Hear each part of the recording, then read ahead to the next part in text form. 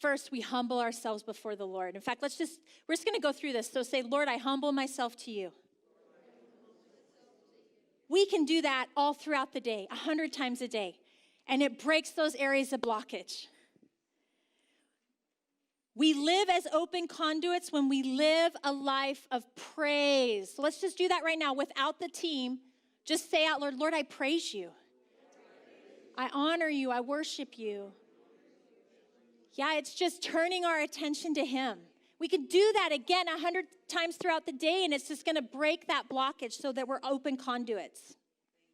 We live as open conduits when we pause to notice God's creation and creativity. We live in the great state of Oregon. So beautiful here. I just encourage you each and every day, pause to look at God's creation. And as you do that, recognize that your awe of him will increase. Your awe of him will increase. We live as open conduits when we look through the lens of God's sovereignty. We might need this now more than ever. How many of you have felt discouraged at least one time in the last week by what you've seen going on? Yeah. And it's not that we ignore what's going on, man. We need to pray.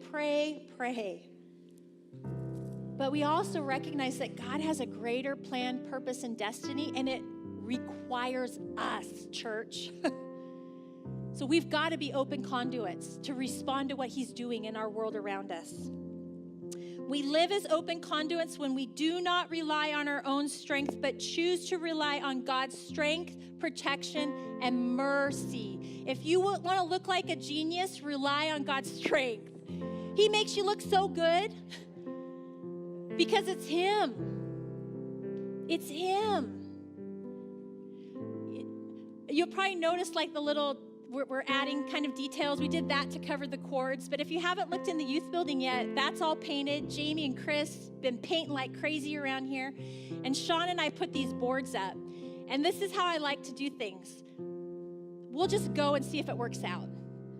So we're putting the boards up. And literally we got down on the space above the kitchen. We got to where we went, oh, we may not have enough boards because they're different widths, you know. We're like, okay, Lord, you got this, you got this, you got this. We get to the last board. I literally have this much board left. Like I didn't plan it. Like when I painted, when Jamie and them painted, when I cut them, it was like perfect. Again, he made me look like a genius. But it was him. It was him. And finally, we live as open conduits as we position ourselves to wait on him, to trust him, and as we hope in him.